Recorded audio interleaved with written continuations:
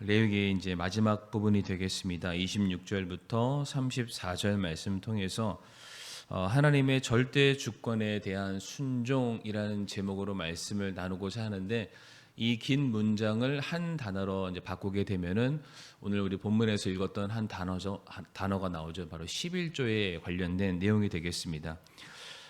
지난 시간 우리 성도님들과 함께 레위기 27장 상반절에 나와 있는 서원에 대해서 우리가 함께 말씀을 나누게 됐는데, 서원이라는 것은 하나님을 향해서 성도들의 자발적인 헌신의 표현이다라고 말씀을 드렸습니다. 그런데 이 서원에 대한 내용이 레위기서를 마무리하는 바로 그 시점에 기록된 이유가 무엇일까? 레위기에는 하나님의 백성들이 거룩함으로 나아가기 위해서 드려야 될 제사가 있고 지켜야 될 규례들이 있습니다. 그러나 이것이 서원이라는 단어를 통해서 어떠한 느낌으로 우리가 받아들여야 되냐면은, 이것은 하나님의 명령이지만 우리가 기쁨으로 자발적으로 섬겨야 될 하나님의 뜻이기도 하다라는 말씀을 드리게 됐습니다.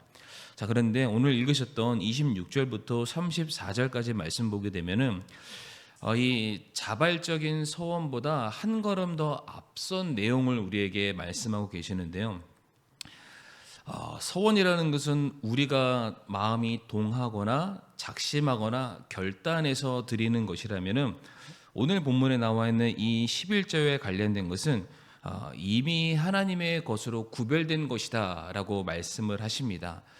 여기서 여러 가지로 말씀하시죠. 가축이라든지 나무의 열매라든지 땅의 소출에 관련된 그 처음 것에 가장 대표되는 11조에 대해서 우리가 반드시 하나님께 드려야 된다라는 말씀이 기록되어 있습니다. 이 레위기 말씀은 하나님께서 광야 생활을 하는 이스라엘 백성들이 이제 약속의 땅 가나안에 들어가게 되었을 때에 거기서도 영원토록 지켜야 될 규례가 이와 같다. 너희가 이집트에서 세상으로부터 구분되었을 때에 그들과 다름을 너희가 보이기 위해서 내가 너에게 거룩한 기준을 두겠다. 그게 이제 레위기서 말씀을 통해서 쭉 그들에게 설명이 되고 있습니다. 자, 그런데 그 레위기의 대단원을 마무리하는 그 마지막 문단에 성경이 언급하고 있는 것이 바로 11조라는 것이죠. 그러니까 이것이 우리에게 굉장히 큰 의미로 다가오지 않을까라는 생각을 갖게 되는데, 일반적으로 우리가 11조 하면은 그냥 10개 중에 하나를 생각하기 마련이고요. 어떤 분들은 11조가 뭡니까? 라고 물어보게 되면은 우리가 드리는 여러 헌금 중에 하나입니다 라고 말씀하시는 분들도 계시고, 어떤 분들에게는 11조가 무엇입니까? 라고 했을 때 우리가 복을 받기 위한 조건이나 수단 정도로 아시는 그런 분들도 계십니다. 그러나 우리가 오늘 본문 말씀을 통해서 살펴보게 되면은 11조가 단순히 그러한 차원의 것들이 아니라 이 레위기 전체에 흐르고 있는 하나님의 거룩하심과 그분의 절대적인 주권을 인정하는 성도들이 표현해내는 신앙 고백이구나, 믿음의 고백이구나 라는 것을 우리가 알 수가 있습니다. 오늘 11조와 관련된 세 가지 본문이 말하고 있는 특징에 대해서 말씀을 드리기를 원하는데, 첫 번째로 11조는 무엇이냐면 모든 것이 하나님의 것임을 가르칩니다. 그러니까 모든 게 하나님의 것이라는 것을 가르치는 것이 11조라는 것을 오늘 본문이 우리에게 말씀하고 있습니다. 보통 우리가 11조와 관련돼서 우리가 하나님께 드리기는 드리는데, 내게 주시는 것의 일부를 드린다, 내가 가지고 있는 것 중에 10개 중에 하나를 드린다라는 생각으로 우리가 보통 드리고는 합니다. 그러나 이 말씀을 통해서 우리가 확인할 수 있는 것은 11조는 원래 하나님의 것입니다. 그런데 하나님의 것을 우리가 다시 하나님께 돌려드리는 행위가 되는데, 오늘 보면 26절과 30절 말씀 보게 되면 공통적으로 나와 있는 단어가 있는데요.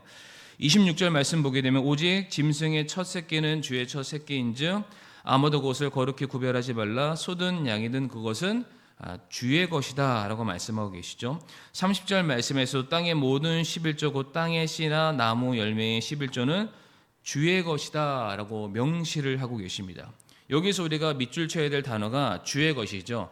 다른 말로 주께 속해 있다. 지금은 소유권에 관련된 문제를 성경이 우리에게 말해주고 있는데 11조는 무엇이냐면은 내 것의 일부를 하나님께 드리는 것이 아니라 이미 하나님께서 소유하고 계신 것이고요. 그 하나님께서 우리에게 맡겨주신 것을 우리가 다시 하나님께 돌려드리는 행위가 11조다라고 말씀을 드릴 수 있습니다. 시편 24편 1절 말씀 한번 우리가 같이 한번 읽어보도록 할 텐데요. 시편 24편 1절 말씀 시작. 땅과 거기에 충만한 것이 주의 것이요 세상과 그 안에 거하는 자들도 그러하니 라고 되어 있습니다. 하나님께서 천지를 창조하셨고요. 땅에서 나는 모든 것들을 지으신 분도 바로 하나님이십니다. 땅에 충만한 모든 것, 세상 안에 포함되어 있는 모든 것이 다 주의 것이다 라고 말씀을 하세요. 그러니까 지금 우리가 누리고 만지고 즐기는 모든 것들, 그 지으신 이가 누구냐면 바로 하나님이시다라고 말씀을 하시는데, 심지어 하나님께서 이 모든 만물도 만드셨지만은 누구도 만드셨나요? 이 땅에서 비롯된 흙으로 만들어진 사람 역시 하나님께서 만드셨습니다. 그러니까 이 땅에 속해 있는 모든 것들, 저와 성도들을 포함한 모든 사람들은 하나님의 소유다라고 성경에서 선언을 하고 계시죠. 다시 말해서 우리가 받게 되거나 얻게 된 모든 소득의 100%, 심지어 나 자신마저도 우리는 그 소유를 부모다, 누구다라고 말할 것이 아니라 우리의 소유주는 하나님이시다라고 말씀할 수 있어야 됩니다.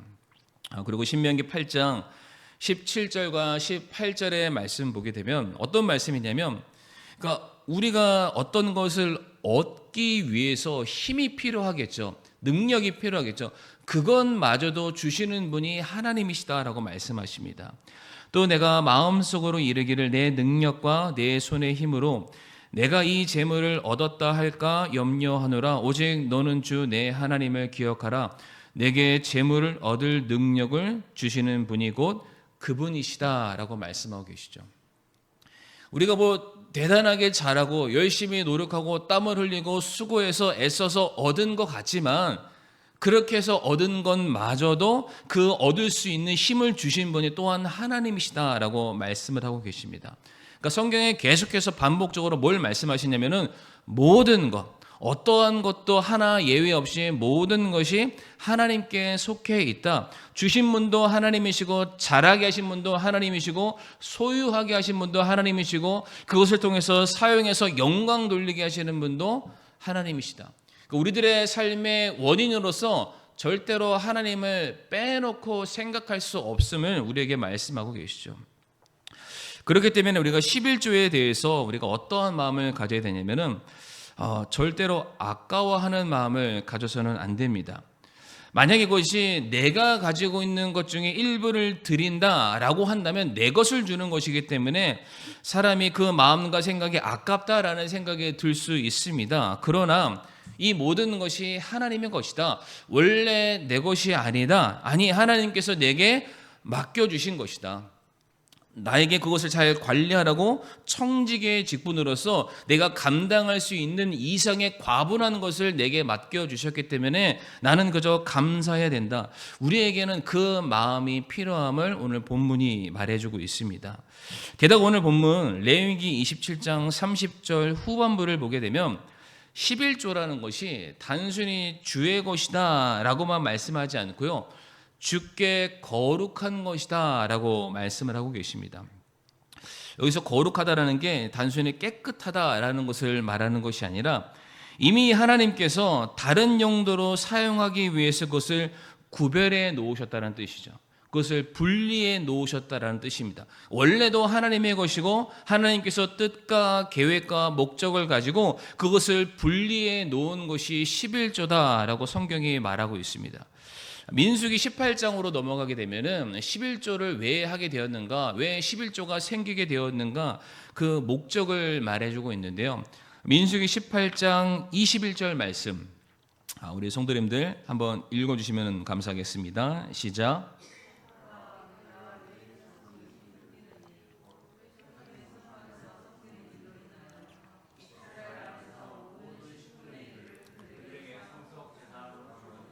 아멘. 이 말씀 보게 되면은 왜 11조를 하나님께서 만드셨을까? 레위인들의 생계와 또 성막의 어떤 봉사나 그 사역을 유지하기 위해서 이 11조라는 제도를 하나님께서 만드셨다라고 되어 있습니다.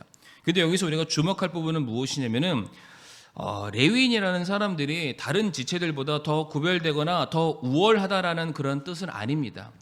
레위인들은 단지 하나님과 백성 사이를 이어주는 사명을 지속할 수 있도록 세워진 일꾼들일 뿐입니다. 원래는 모든 사람들이, 모든 하나님의 백성들이 하나님을 섬겨야 되고 그들의 삶에 감사를 표현해야 되고 그들이 가지고 있는 죄의 문제를 하나님께 가지고 나아가야 합니다. 그런데 그렇게 하려다 보면은 일상에 다 중단될 수밖에 없죠. 그러기 위해서, 이걸 위해서 구별된 일꾼들, 구별된 사람들을 세우게 됩니다. 다만 모든 신앙 공동체가 우리가 이 사람에게 이 일들을 전가시키긴 했지만 우리도 동일하게 이 일을 섬기는 자들입니다. 그러니까 우리가 너무 복잡하게 생각하지 마시고 아주 쉬운 예로 뭐냐면 우리가 선교사님들을 후원하는 것과 똑같습니다. 우리가 선교사님들을 파송하게 되었을 때 우리가 그 나라, 그 현지를 가지는 못하지만 우리가 보냈을 때에 그냥 단순히 한 사람을 보낸다라는 것이 아니라 우리도 같은 마음으로 그 사역에 동참하기를 원합니다 라는 마음으로 저희들이 선교 후원금을 하잖아요. 마찬가지죠. 레위인이라는 사람을 세웠지만 정작 그 안에는 내가 그 일을 동일하게 감당하기를 원합니다라는 그런 마음이 담겨져 있습니다. 근데 제가 이 말씀을 묵상하다가 왜 레위인들에게 11조를 드리게 됐을까? 제가 하나 더 묵상을 해보게 됐는데 특별히 레위인들이 성막을 섬기기 위해서 택함을 받게 되었던 결정적인 사건이 하나 있습니다. 레위인들이 성막을 섬기는 일에 그들이 택함을 받게 된 결정적인 사건 하나 있어요. 혹시 성도님들 머릿속에 떠오르시는 사건이 있습니까? 시내산 밑에서 금송아지 사건 때 그때 하나님께서 이제 경노하시게 되죠. 모세가 산에 올라가서 십계명 돌판을 받고 딱 내려와서 백성들에게 거룩한 말씀으로 가르쳐야 되는 상황인데 수많은 사람들이 금송아지를 만들고 거기에서 잔치, 온갖 환락과 그들만의 어떠한 욕망 가운데 빠져 있는 그 모습을 바라봤을 때 이제 모세가 그 돌판을 던져서 이제 다 깨뜨려 버리고 갈아서 먹인 다음에 죽여버리는 그런 사건들이 있게 됐죠. 그러니까 당시에 이스라엘 백성들에게 있어서 그들의 삶의 구원과 그들의 삶의 필요를 채워주신 분은 하나님이셨습니다. 그런데 사람이 그렇잖아요. 화장실 들어갔을 때랑 나왔을 때의 그 마음이 달라진다고. 이제 그들이 살아가는 그들의 삶의 주인이 하나님이 아니라 자기 자신이라고 생각하다 보니까 당장 내게 돈이 필요한 거예요. 당장 나를 지켜줄 무엇인가 도구가 필요한 겁니다. 그랬을 때 그들의 다산과 풍요와 부를 채워주겠다라는 우상을 섬기게 되죠. 그때 하나님께서 이스라엘 백성들을 심판하시게 되었고요. 그들을 심판하시는 도구로서 레위인들을 하나님이 사용하시게 됩니다. 그러니까 지금 이스라엘 백성들이 레위인들에게 11조 내가 가지고 있는 물질의 전부를 상징하는 10분의 1을 바쳤을 때 그들이 그것을 드릴 때마다 무엇을 어떠한 사건을 계속해서 그들이 반추해야 될까요?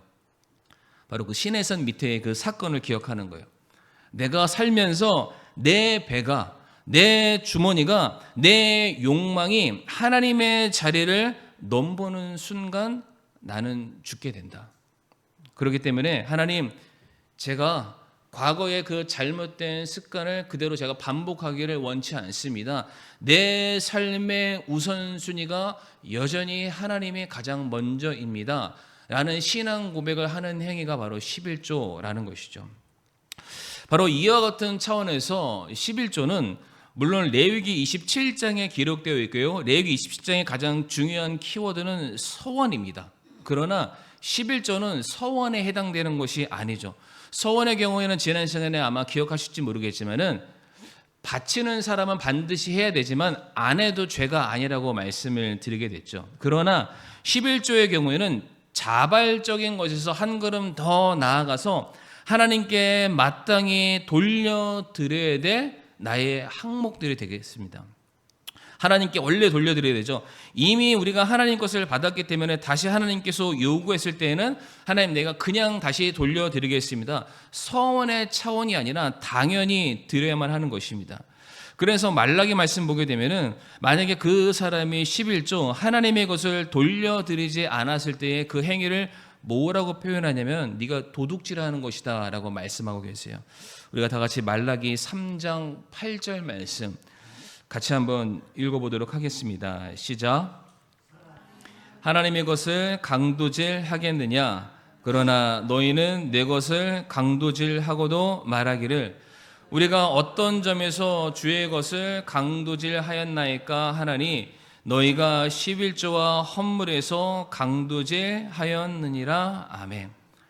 그러니까 하나님께서는 이 11조에 대해서 내 것을 가져갔기 때문에 너희가 도둑질했다. 그러니까 11조를 드리지 않는 행위를 너희가 불순종했다라는 차원으로만 설명하신 것이 아니라 내 것을 너희들이 빼앗아 갔기 때문에 그것은 강도질이다, 도둑질이다 라고 말씀하고 계세요. 굉장히 강력한 표현을 하고 계십니다. 이것은 단순한 절도를 뛰어넘어서 하나님의 소유를 침해하고 약탈하려는 행위예요. 원래는 그것이 하나님의 것인데 인간이 11조를 드리지 않는 행위는 무엇이냐면 하나님 그거 원래 내 거였어요. 내가 노력해서 내가 땀 흘려서 내가 수고해서 얻은 것이니까 그것은 내 거야 라고 말하는 그러한 잘못된 모습밖에 우리가 설명할 수 없다는 것이죠. 신명기 14장 22절 말씀 보게 되면 이런 말씀이 있습니다. 너는 해마다 밭에서 나는 내시의 모든 소출에서 진실하게 11조를 드릴 것이며 라고 되어 있어요.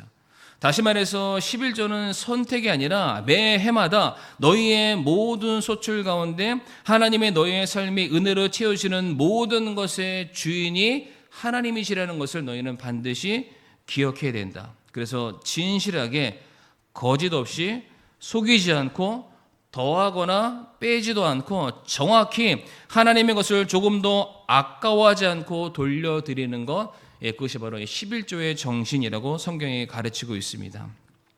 두 번째로 하나님께서는 11조를 통해서 우리에게 무엇을 가르치기를 원하시냐면 하나님은 11조를 통해서 우리의 중심을 보기를 원하십니다.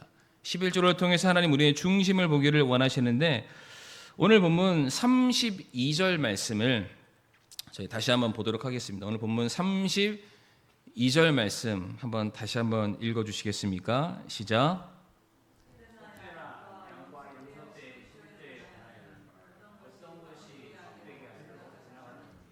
열째 것이 주께 거룩한 것이 되리니. 아멘.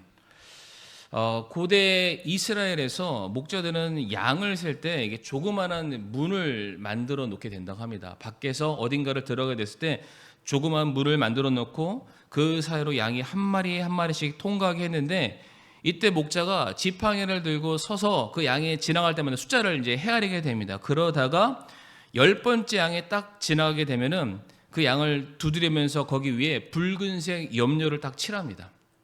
그럼 이게 누구께 되나요? 바로 하나님께 됩니다. 이때 목자는 그 양의 크기나 상태를 보고 선택할 수가 없습니다. 그냥 모든 양떼를 모아놓고 지나가게 하는 대로 순차적으로 기계적으로 10번째 것이 되면은 그냥 염료를 바르면서 이것이 하나님의 것이다 라고 구별하는 그런 행위들을 했다라는 것이죠. 하나님께서 이와 같은 방법을 규정하신 이유는 철저하게 인간의 욕심이 개입될 여지를 막아놓으셨다.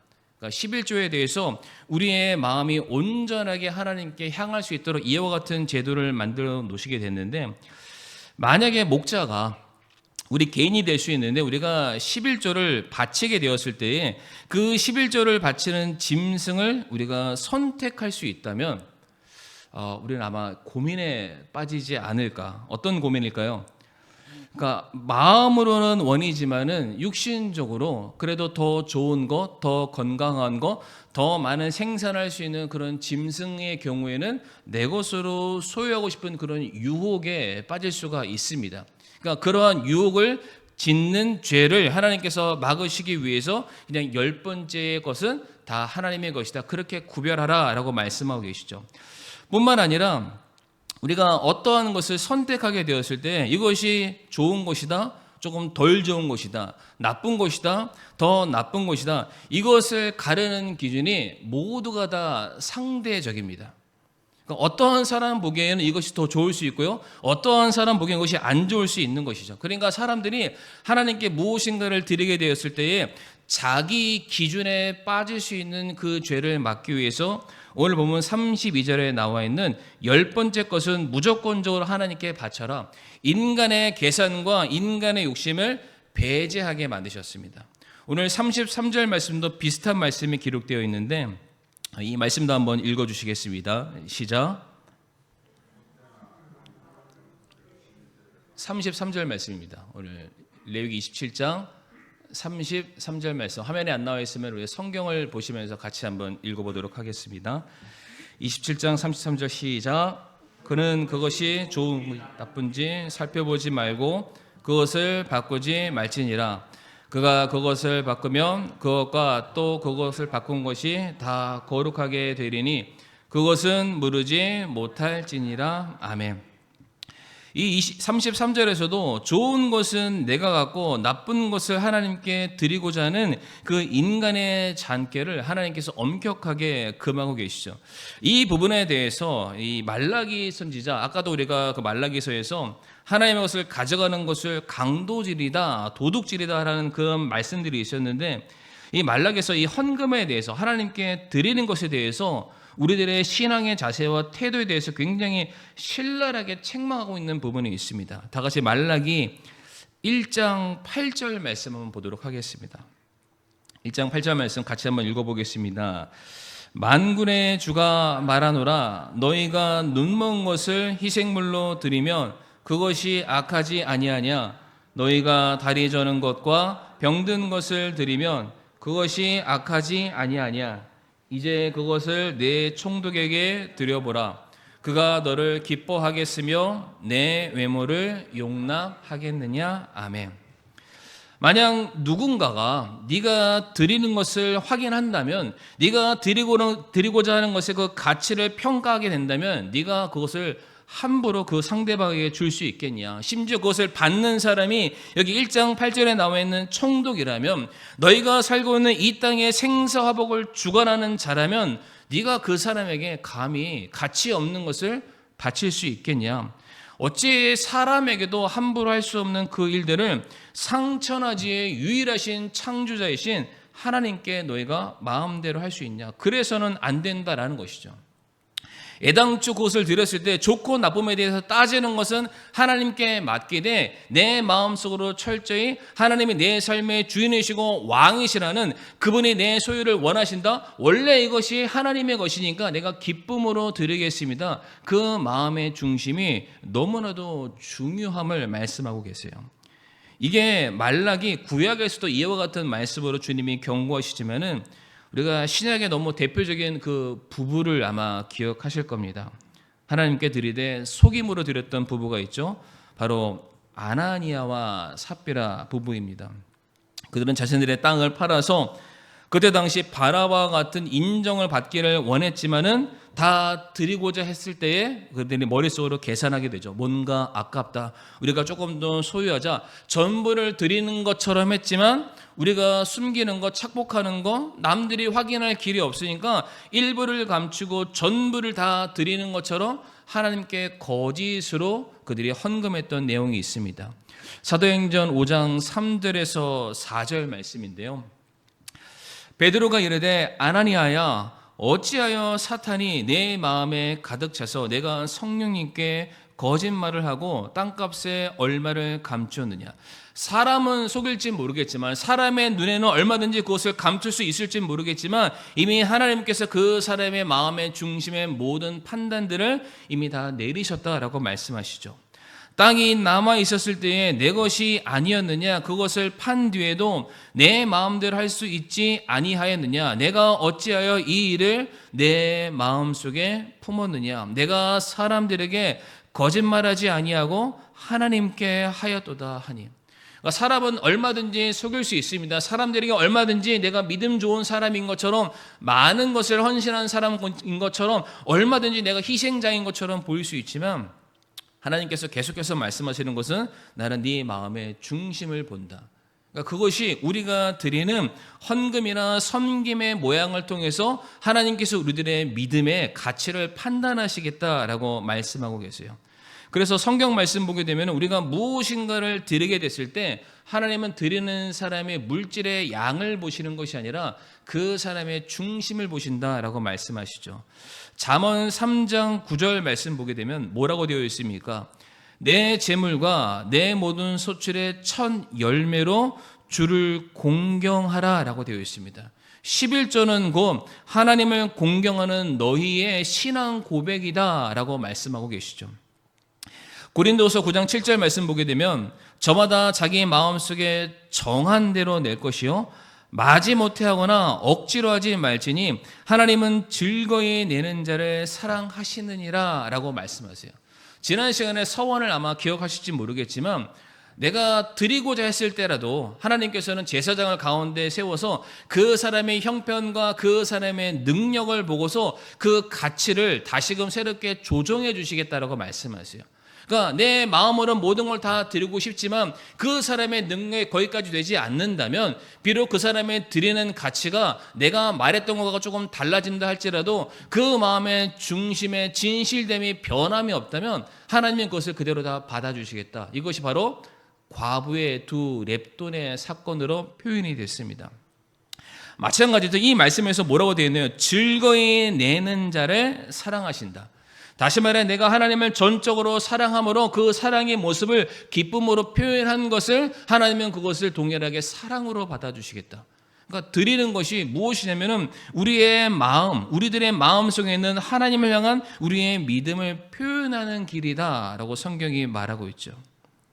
하나님은 우리들의 마음의 중심을 보십니다. 겉으로는 11조 같은 것들을 보시는 것 같지만 결국에는 하나님께서 우리가 어떠한 마음을 가지고 하나님을 섬기고 있는지를 지금도 지켜보고 계십니다. 그래서 사무엘상 16장 7절 말씀이 화면에는 없습니다만 하나님께서 하나님의 사람을 부를 때 뭐라고 말하시죠? 사람은 외모를 보지만 하나님은 그 사람의 중심을 보신다라고 말씀하십니다. 그러니까 동일합니다. 우리가 11조를 드릴 때라도, 아니 11조라는 꼭 어떤 재물에 관련된 것만이 아니라 내 삶을 하나님께 드리고 내가 무엇인가를 헌신하고자 할 때에도 하나님은 그 사람의 재능을 보거나 그 사람의 스펙을 보거나 그 사람의 열심을 보는 것이 아니라 그 사람이 얼마만큼 하나님께 마음이 다 세워져 있는지를 보시는 거예요. 그 사람이 형식적으로 10% 드렸다. 그것을 기뻐하지 않으십니다. 그 사람의 마음이 온전하게 하나님께 다 드려졌는지를 하나님께서 지켜보신다라는 것이죠. 다시 말해 11조는 하나님께서 우리의 마음이 지금 하나님을 향해서 어떠한 방향성을 가지고 있는가를 평가하는 하나의 기준이다라고 말씀하고 계세요. 마지막 세 번째입니다. 세 번째, 11조는 우리가 변함없이 지켜야 될 신앙의 원칙임을 우리에게 말씀해 주고 계십니다. 오늘 본문 34절 말씀 같이 한번 읽어보겠습니다. 시작. 이것들은 주께서 시내 산에서 이스라엘 자손을 위하여 모세에게 명령하신 명령들이니라. 아멘. 지금 모든 말씀, 레위기에 기록된 모든 말씀들을 다 마무리하시면서 그리고 그 마지막에 서원과 11조고요. 가장 마지막은 11조에 대한 내용들을 말씀하십니다. 그러면서 이것들 안에는 11조가 포함되어 있죠. 주께서 시내산에서 이스라엘 자손을 위하여 모세에게 명령하신 명령들이다. 여기서 키워드는 시내산입니다. 왜 시내산이냐면은 출애굽기 19장 말씀을 넘어가게 되면은 시내산에서 드디어 하나님의 백성들이 하나님의 자녀로서 세상을 향해서 선포하는 선언식이 있는 날이죠. 출애굽기 19장 5절과 6절 말씀을 한번 띄워주시고요. 이 말씀 보게 되면 5절에는 뭐라고 되어 있냐면은 이제 너희는 내게 특별한 보물이 되었다라고 하나님이 선언을 하세요. 6절 말씀 보게 되면 이제 너희는 제사장 왕국이 되었고 거룩한 민족이 되었다라고 말씀을 하십니다. 이것이 이스라엘 백성들에게 하신 말씀이 아니라 세상을 향한 하나님의 선포입니다.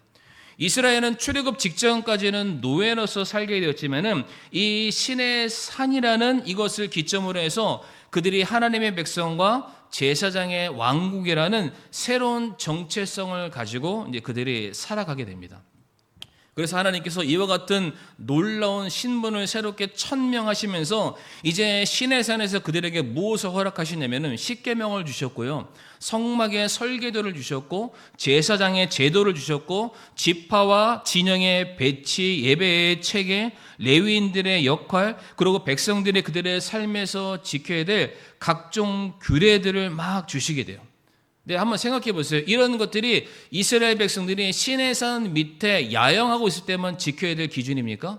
아니면 그들의 광야라는 그 40년의 특별한 통로를 지나갈 때만 지켜야 되는 그런 규례일까요? 아닙니다. 그들이 하나님의 백성으로서 새롭게 그들의 삶이 출발하는 그 시점으로부터 그들의 삶이 끝나는 그날까지 계속해서 지켜야 될 하나의 기준을 하나님이 이스라엘 백성들에게 주시게 된 겁니다. 그러니까 바로 이것들에 무엇이 포함되어 있냐면은 바로 11조가 포함되어 있습니다. 제가 앞에서 11조를 두 가지를 어떻게 설명드렸냐면은 일단 물질의 유무를 따라서 첫 번째 11조의 의미는 모든 것이 하나님의 소유였다. 우리가 이것을 기억하자. 이것의 11조의 첫 번째 정신이었고요. 두 번째 11조의 정신은 하나님께서 이것을 통해서 우리의 마음과 우리의 믿음을 지금 점검하고 계시는구나. 하나님께서 내 삶의 모든 것 되십니다. 그리고 내가 하나님을 향한 내 마음이 이와 같습니다. 이와 같은 우리들의 신앙의 표현은 잠깐 구원받는 그 시작점에만 있을 것이 아니라 우리가 오고 오는 모든 세대 가운데 주님을 만나는 그 시점까지 계속해서 지켜야 될 우리의 신앙의 정체성이라고 믿습니다. 그러니까 하나님께서 지금 이스라엘 백성들에게 그와 같은 것을 명령하셨던 거예요. 앞에서도 봤었던 신명기 14장 22절에 너희는 해마다라고 되어 있어요. 매 해마다 너희들의 삶에 너희가 생명을 얻게 되면서 하나님께 필요를 받는 그 순간순간마다 너희들의 삶의 11조 하나님의 너희의 모든 것 되심을 인정하라 라고 말씀을 하셨죠. 근데 이것이 구약에서만 11조를 강조한 것이 아니라 신약에 넘어가면은 예수님도 11조에 대해서 강조를 하십니다. 우리가 다 같이 마태복음 23장 23절 말씀, 마태복음 23장 23절 말씀 같이 한번 읽어보겠습니다. 시작. 서기관들과 바리새인들 위선자들아 너희에게 화가 있을지어다. 너희가 박하와 화양과 근처의 11조는 바치되 율법에 더 중대한 문제인 판단의 공의와 긍휼과 믿음은 무시하였도다. 너희가 마땅히 이것들을 행하였어야 하거니와 다른 것도 행하지 않은 채 내버려 두지 말아야 하느니라. 아멘. 말씀이 좀 기니까 이해하기 쉽게 설명드리면 이때 당시에 종교인들, 사두개인, 바리새인, 서기관과 같은 그러한 사람들은 자신들의 의로움을 드러내는 수단 중에 하나를 11조로 삼았습니다.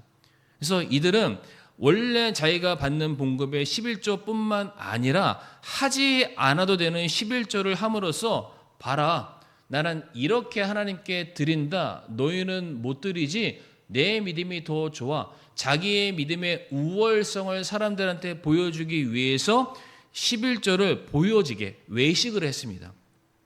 그런데 예수님께서 그들을 바라봤을 때 그들이 11조는 잘 하는지는 모르겠지만 정작 옆에서 굶어 죽고 고통받고 눈물 흘리는 사람들을 돌보지를 않는 거예요. 그러면은 그것이 11조의 정신에서 이배된 것이다. 왜? 11조는 내가 하나님의 주권을 인정하는 행위이고 정말로 하나님을 전심으로 사랑하는 사람은 하나님을 사랑하는 것처럼 내 이웃을 사랑해야 됩니다. 그래서 하나님께서 내게 주신 물질에 대해서 내가 기꺼이 드릴 수 있는 마음이 있는 사람이라면은 다른 사람의 필요를 위해서 얼마든지 내 주머니에 있는 것을 내어놓을 수 있는 사람이 되어야만 하겠죠. 그런데 이때 당시에 종교인이라고 불리는 사람들은 하나님에게는 잘했지만은 사람들에게는 안 하는 거예요. 그러면서 나는 의롭다라고 많은 사람들 앞에 자기의 의로움을 자랑의 도구로 삼게 됩니다. 그 사람들을 바라보면서 예수님이 하시는 말씀이에요. 너희가 11조도 잘 해야 되지만 너희가 다른 사람들을 섬기는 일들도 잘 해야 된다. 11조를 예수님이 폐하라라고 말씀하신 것이 아니라 너희가 11조를 하나님께 드림으로 너희들의 믿음을 확인하는 것처럼 너희들이 사랑으로 저들을 섬기는 자로 서 있어야 된다. 예수님도 11조를 강조하셨다는 것을 우리가 알 수가 있습니다. 자, 그러면 하나님께서 왜 모든 것을 다 가지신 분, 물질적으로 부족함이 없는 분, 전능하신 분께서 왜 우리 부족한 이 피조물들을 향해서 왜 11조와 같은 어떤 물질들을 우리들에게 요구하시는 걸까? 두 가지로 말씀드리고 말씀을 마칠 텐데, 이것은 첫 번째 말씀드렸던 것과 어느 정도 일맥상통한 게 있는데, 바로 첫 번째로 무엇이냐? 우리들의 마음이 이 만몬이라는 물질로부터 우리의 영혼이 잠식당하기를 원치 않으시기 때문입니다. 그러니까 우리가 물질로부터 우리들의 믿음과 우리들의 마음과 우리의 신앙을 지켜가는 그 일들을 위해서 하나님께서 11조 이것을 우리에게 요구하신다는 것이죠. 마태복음 6장 24절 말씀에 이러한 말씀이 있습니다. 아무도 두 주인을 섬길 수 없나니 너희가 하나님과 만몬을 겸하여 섬길 수 없느니라. 여기서 만몬이 재물, 돈, 물질이라는 거 잘 아실 거예요. 다시 말해 하나님께서 우리에게 11조를 요구하신 이유는 다른 것이 아닙니다. 물질이, 재물이 이 땅의 보아들이 우리들의 삶에 주인되지 못하게 하려는 영적인 장치다라고 말씀하고 계세요. 다시 말해 11조를 통해서 돈이 너의 삶의 주인이 아니라 너를 구원하시고 너를 보호하시고 장차 너를 하나님의 왕국으로 인도하신 하나님이 너의 삶의 진정한 주인이시다. 이것을 선포하기 위해서 만몬의 사슬을 끊어내기 위해서 우리에게 필요한 것이 11조다라고 말씀하고 계세요. 골로새서 3장 5절 말씀 우리 성도님들 같이 한번 읽어보겠습니다. 시작. 그러므로 땅에 있는 너희 지체들을 죽이라. 곧 음행과 부정함과 무절제한 애정과 악한 욕정과 탐욕이니 탐욕은 우상 숭배니라. 아멘. 하나님께서는 저와 성도님들이 돈의 노예, 물질의 노예, 우리들의 욕망의 노예가 되어서 멸망하는 세상과 똑같은 모습으로 살기를 원치 않습니다. 너희 보물에 있는 곳에 너희의 마음이 있다. 그러니까 우리의 마음이 어디로 향해 있는지를 다시 한번 새롭게 정립해 주시기 위해서 우리에게 주신 영적인 도구가 바로 11조다라고 말씀하고 계시고요. 마지막 두 번째, 왜 우리에게 11조를 요구하셨을까? 그 민수기서에 나오는 그 성막을 섬겼던 레위인들을 우리가 후원하기 위해서 11조를 우리가 모았던 것처럼 이제 주님의 몸된 교회, 세계 선교, 복음 전파를 감당하기 위해서 우리에게 11조를 주님께서 요구하고 계십니다. 말라기 3장 10절 말씀 같이 한번 읽어보실까요? 시작. 만군의 주가 말하노라 너희는 모든 11조를 창고로 가져와 내 집에 양식이 있게 하고 라고 되어 있습니다. 여기서 내 집, 창고 무엇을 말하냐면 이것은 그때 당시에 예루살렘 성전을 의미합니다. 그러나 이것을 오늘날로 치환하면은 다 각각의 개교회다라고 말씀을 드릴 수 있겠죠. 주님의 몸된 교회의 사명과 목적은 무엇이냐면 영혼을 구령하고 제자를 삼고 교회가 또 다른 교회를 세워 나가는 것이죠. 다시 말해 복음 전파를 위해서 필수적인 공급을 감당해야 될 사명을 어디가 갖고 있냐면은 교회가 가지고 있다라고 성경이 말하고 있습니다. 그래서 그 일들을 지속적으로 감당하기 위해서는 먼저 구원받아 은혜를 누리는 성도들이 자신의 모든 것이 하나님께 비롯되어 있습니다. 인정하는 헌금을 통해서 또 다른 교회가 세워질 수 있음을 가르치시죠.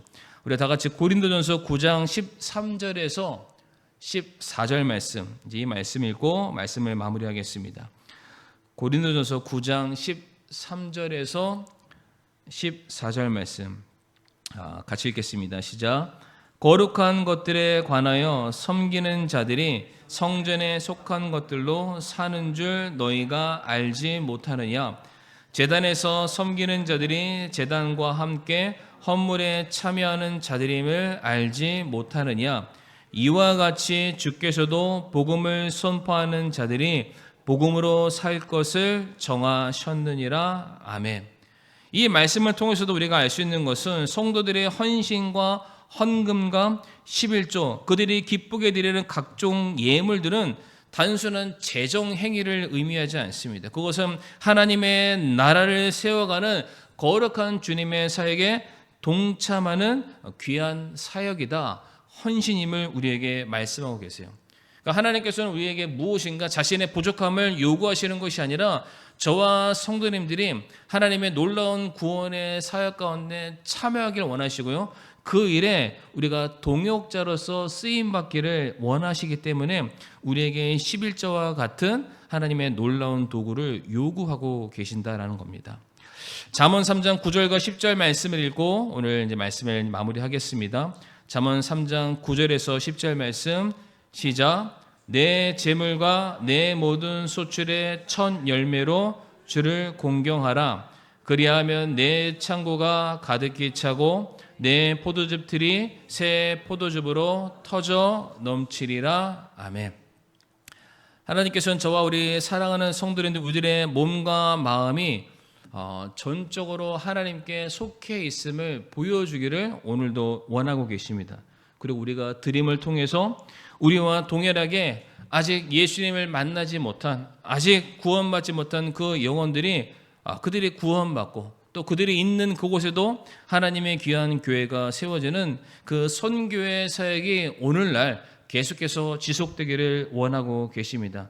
우리가 그 일을 감당하기 위해서 우리에게 주어진 이 11조라는 제도는 단순히 짐이 아니라 성도로서 누릴 수 있는 마땅한 특권이자 우리가 하나님을 향한 우리의 사랑의 고백이다라고 말씀을 드리고 싶습니다. 그래서 오늘 말씀을 마무리하면서 우리 사랑하는 성도님들, 오늘 말씀을 통해서 우리가 물질적인 11조도 굉장히 중요합니다. 더불어서 우리들의 삶의 11조, 내 시간의 11조, 내 재능의 11조, 모든 것이 하나님께로 비롯되었기 때문에 하나님께서 내게 무엇인가를 요구하신다면 내가 그것을 기꺼이 드리는 자 될 수 있게 해달라고, 내 마음을 하나님께 다 쏟아낼 수 있는 그런 자가 되게 해달라고 이 시간 잠시 그렇게 우리가 기도하면서 하나님께 나아가도록 하겠습니다.